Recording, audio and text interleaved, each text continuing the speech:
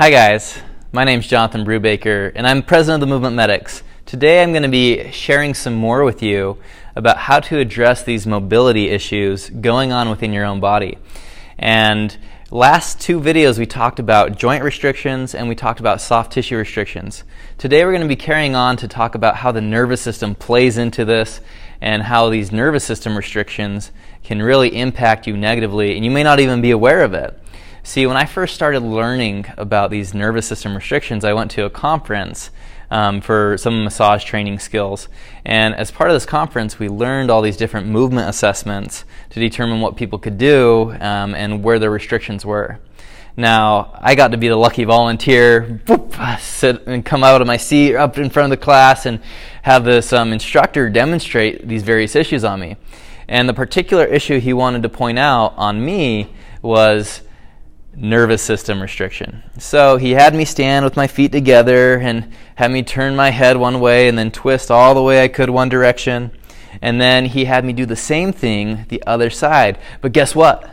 When I went to go to the other side, I could only get to about here, about half of what I could on the other side.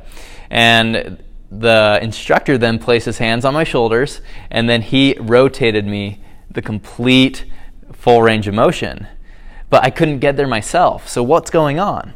Well, what I learned was, that I didn't know before, is my brain and my muscles were not communicating very well. It was kind of murky and convoluted, and there wasn't a very good signal.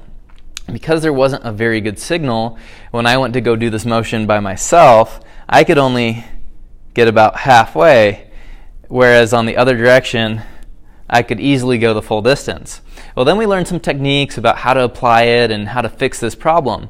But the basic root of nervous system issues is that the brain and the body are not communicating very well for the planned movement. And there's a few different reasons for this and ways we can address this. So if you remember from the last video that I showed you, we talked about having these muscles that were short and muscles that were long. Now, you can also have a muscle that has to stay the same length but develops these different knots, if you will, or shortened areas within the muscle.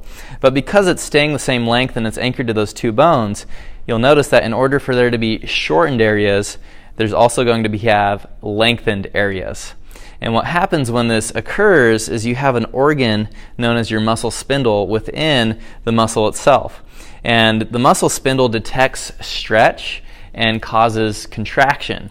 And so when we have these knots built up, these are little contractions within a muscle that's trying to maintain the same length for posture or for a movement or for any other number of things. But when this occurs, you have to look at, well, how effective is stretching really going to be for me? Not very effective. You know, when I was trying to first recover from my back injury, I would wake up at the first thing in the morning, try to touch my toes, only get to my knees. And then I would do about 45 minutes of power yoga. And by the end, boom, I could touch my toes again. I'd warmed up, all the tissues were nice and soft. And then I'd go to bed. And then the next morning, I would get up, go to touch my toes, and I'd be right back to my knees. This carried on for a couple months before I finally figured out what was going on.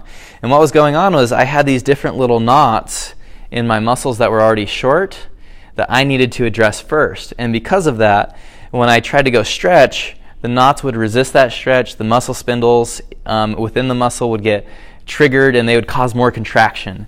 And so I never got any lasting results from all this stretching I was doing. So I decided to change strategy, try doing something a bit differently.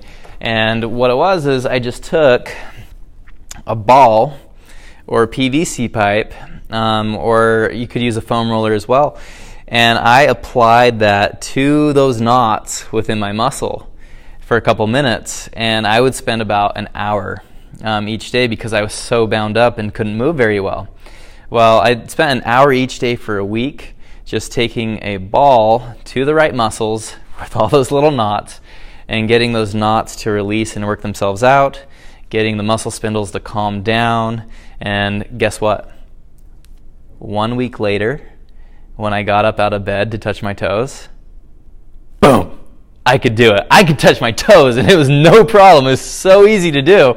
that I was amazed by this. I didn't stretch, I didn't exercise, I didn't do anything like that, but I addressed the nervous system that was keeping these little portions of my muscles short.